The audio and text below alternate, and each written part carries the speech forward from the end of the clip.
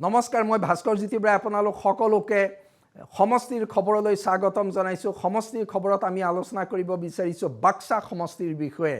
বাক্সা জিলাৰ বাক্সা সমষ্টি পুনৰ নিৰ্ধাৰণে বড়োভূমিৰ ৰাজনৈতিক মানচিত্ৰৰ ব্যাপক পৰিৱৰ্তন ঘটালে। সেই ব্যাপক পৰিৱৰ্তনৰ ফলত গঠন হ'ল বাক্সা সমষ্টি। বাক্সা সমষ্টি নিৰ্বাচনী প্ৰেক্ষাপট কেনেকুৱা? বাক্সাত BPF আৰু UPPLৰ ৰাজনীতি হৈছে। নিৰ্বাচনী সমীকৰণ বাক্সাৰ নিৰ্বাচনী প্ৰেক্ষাপট সম্পূৰ্ণৰূপে বড়োভূমিৰ যি 15টা সমষ্টি তাতকৈ পৃথক নহয়। বড়োভূমিৰ ৰাজনীতিৰ স্পষ্ট প্ৰতিফলন ঘটিছে বাক্সা বিধানসভা সমষ্টিৰ নিৰ্বাচনত। আমি বাক্সাৰ সবিশেষ আলোচনা কৰিম, কিন্তু তাৰ পূৰ্বে সমষ্টিটোৰ বিষয়ে আমি জানি লওঁ। বাক্সা অনুসূচিত জনজাতিৰ বাবে সংৰক্ষিত সমষ্টি। বাক্সা সমষ্টিৰ ভিতৰত আছে মুছলপুৰ পৰিষদীয় সমষ্টি। মুছলপুৰ পৰিষদীয় সমষ্টি সম্পূৰ্ণৰূপে বাক্সা বিধানসভা সমষ্টিৰ অন্তৰ্গত। দিহিৰা, ককলাবাৰী, বাগানপাৰা পৰিষদীয় সমষ্টিৰ একাংশ অন্তৰ্ভুক্ত হৈছে বাক্সাত। অৰ্থাৎ দিহিৰাৰ একাংশ, ককলাবাৰীৰ একাংশ, বাগানপাৰাৰ একাংশ আৰু মুছলপুৰৰ সম্পূৰ্ণ অঞ্চলক লৈ গঠন হ'ল বাক্সা বিধানসভা সমষ্টি। মুঠ ভোটাৰ 1,97,583 গৰাকী। পুৰুষ ভোটাৰ 97,836 গৰাকী। মহিলা ভোটাৰ 99,749 গৰাকী। বড়ো ভোটাৰ 86,305 গৰাকী। সমষ্টিটোত বড়ো ভোটাৰ সংখ্যাগৰিষ্ঠ। বড়ো ভোটাৰ 86,305 গৰাকী। স্বাভাৱিকতে বড়ো ৰাজনীতিৰ সকলো দিশেই নিয়ন্ত্ৰণ কৰিব বাক্সা সমষ্টিৰ বিধানসভা নিৰ্বাচন। বাক্সা সমষ্টিৰ বিধানসভা নিৰ্বাচনত বড়ো জনগোষ্ঠীৰ ভোট হ'ব গুৰুত্বপূৰ্ণ, কাৰণ 86,305 গৰাকী বড়ো জনগোষ্ঠীৰ ভোটাৰে সমষ্টিটোত কোন জয় হ'ব, কোন পৰাজয় হ'ব মূলত নিৰ্ণয় কৰিব। ভিন ভিন জনগোষ্ঠীৰ অসমীয়া ভোটাৰ আছে 55,637 গৰাকী। কলিতা, কেওট আদি বিভিন্ন জনগোষ্ঠীৰ অসমীয়া ভোটাৰ 55,637 গৰাকী। এই অবড়ো জনগোষ্ঠীসমূহে নিৰ্বাচনত গুৰুত্বপূৰ্ণ ভূমিকা পালন কৰিব। বাক্সা বুলি ক'লেই এফালে বড়ো ৰাজনীতি আৰু অবড়ো ৰাজনীতি, পূৰ্বতে তেনেকুৱা এটা ধাৰা স্পষ্ট হৈ গৈছিলে। কিন্তু যোৱা পৰিষদীয় নিৰ্বাচনত দেখা গ'ল যে বড়ো অবড়ো ৰাজনীতিৰ অৱসান ঘটিছে। বড়োভূমিৰ এক ইনক্লুচিভ ৰাজনীতি স্পষ্টভাৱে তাত দেখিবলৈ পোৱা গৈছে। সেই দিশৰ পৰা বড়ো আৰু অনাবড়ো ৰাজনীতিৰ সেই দিশ নাই যদিও, কিন্তু অবড়ো অসমীয়া জনগোষ্ঠীৰ ভোটাৰ 55,637 গৰাকী আছে। নিশ্চিতকৈ এই ভোটে নিৰ্বাচনত অতি তাৎপৰ্যপূৰ্ণ ভূমিকা ল'ব।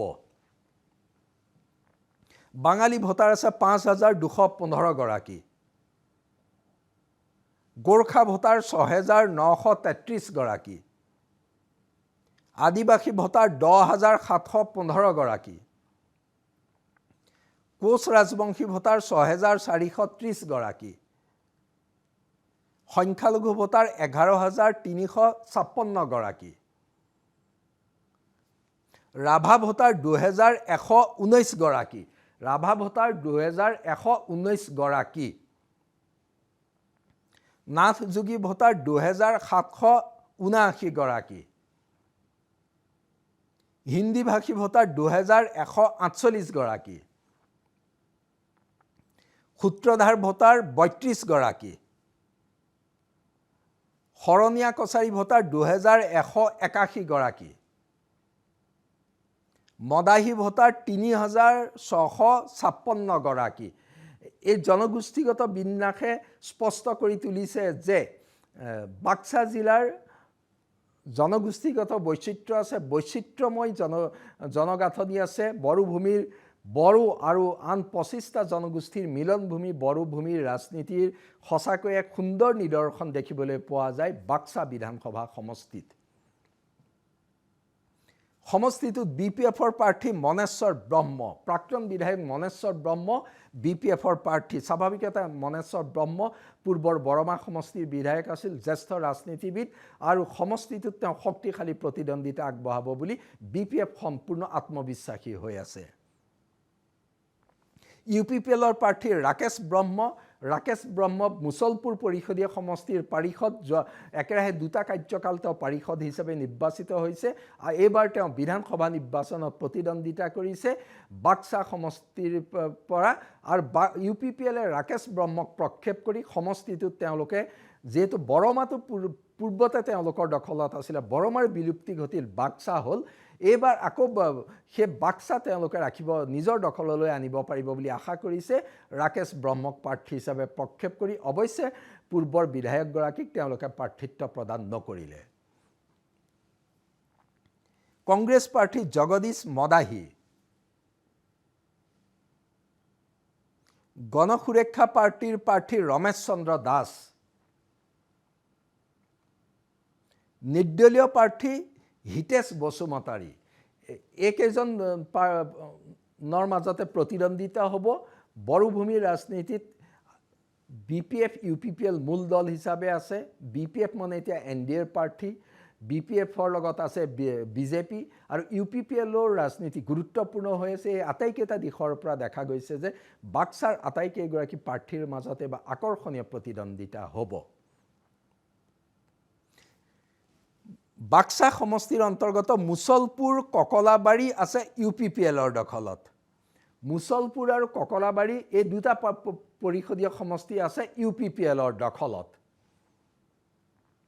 আনহাতে দিহিৰা পৰিষদীয় সমষ্টি আছে BPFৰ দখলত দিহিৰাটো BPFৰ দখলত আছে এইকেইটা দিশ কিন্তু মন কৰিবলগীয়া আনহাতে বাগানপাৰা আছে BJPৰ দখলত বাগানপাৰা সমষ্টিৰ এটা অংশ অন্তৰ্ভুক্ত হৈছে অৰ্থাৎ সমষ্টিটোত এই তিনিওটা দলৰ শক্তি আছে BJPৰ বাগানপাৰা অঞ্চলত আছে যদিও BJP আন 2টা পৰিষদীয় সমষ্টিত পৰাস্ত হৈছিলে তাতো যোৱাবাৰ পৰিষদীয় নিৰ্বাচনত ভাল প্ৰতিদ্বন্দ্বিতা আগবঢ়াইছিলে BPF আটাইকেইটা সমষ্টিতে আছে অৰ্থাৎ পৰিষদীয় সমষ্টিকেইটাৰ অঞ্চলকেইটাত দেখা যায় BPF UPPL BJPৰ গণভিত্তি আছে অৰ্থাৎ তিনিওটা দলে গণভিত্তি আছে সেই BPF আৰু BJP একেলগ হৈছে UPPL অকলে আছে এবাৰ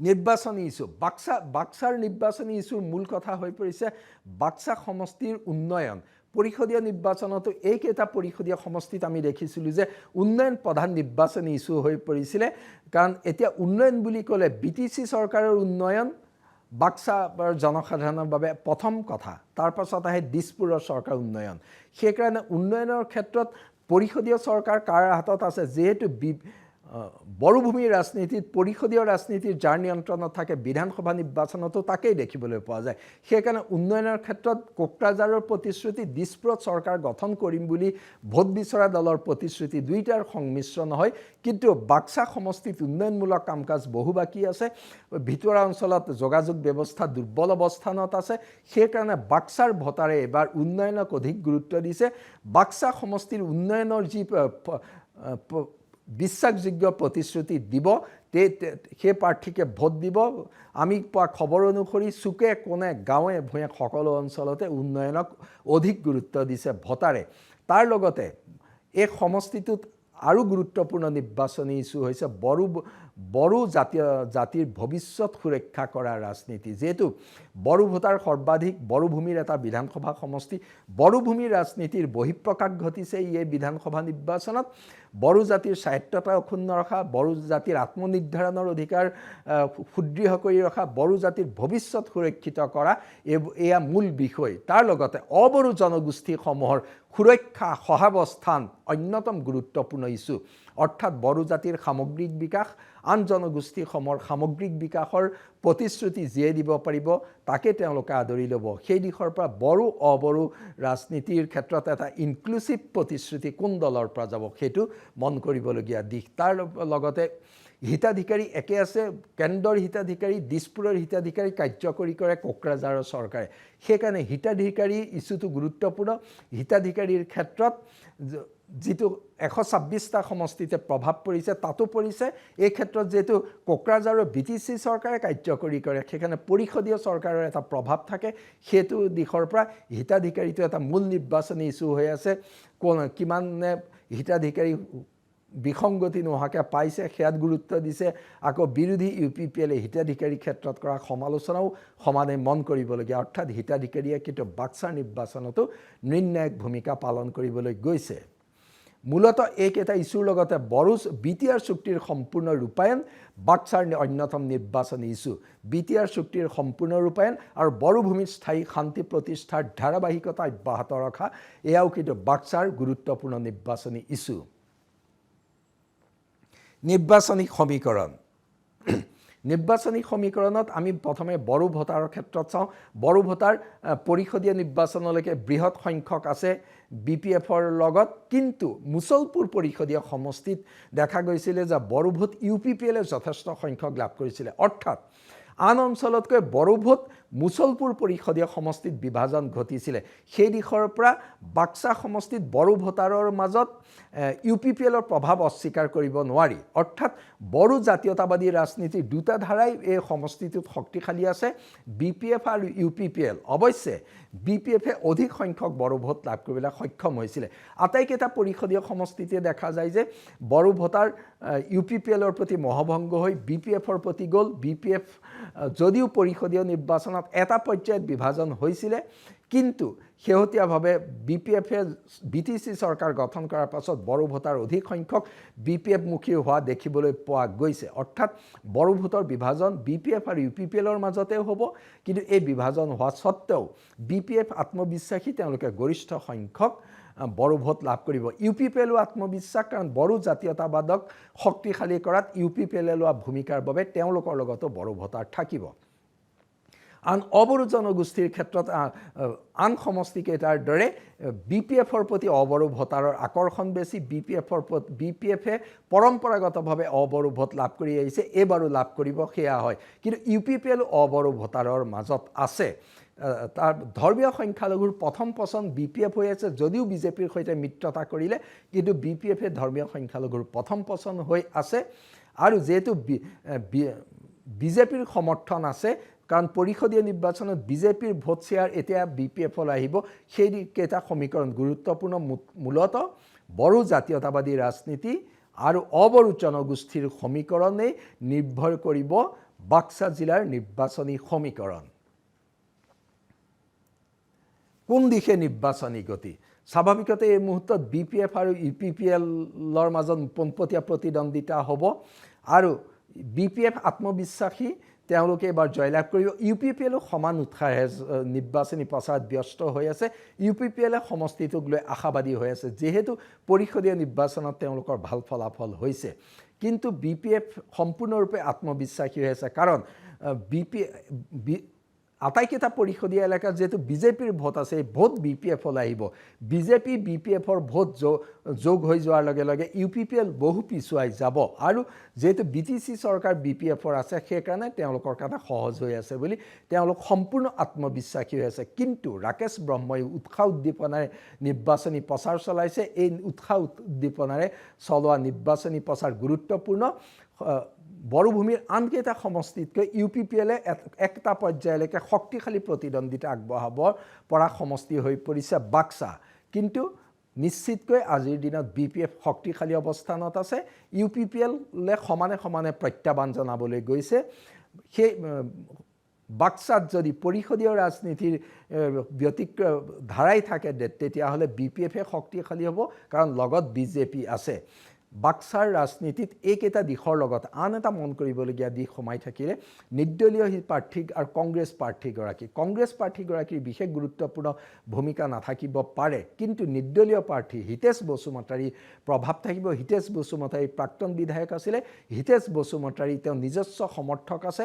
তেওঁ যদি ভোট ভাঙে, তেতিয়াহ'লে BPFৰ ভোট ভাগিব নেকি, সেইটো এটা দিশ আছে। অৰ্থাৎ হিতেশ বসুমতাৰী কিমান ভোট লাভ কৰে সেই কথাটো আওকাণ কৰিব নোৱাৰি। হিতেশ বসুমতাৰী নিশ্চিতভাৱে বাক্সাত নিৰ্বাচনত এক গুৰুত্বপূৰ্ণ ফেক্টৰ হৈ পৰিব। আজিৰ দিনলৈকে সমষ্টিটো নিৰ্বাচনী প্ৰেক্ষাপট এয়াই।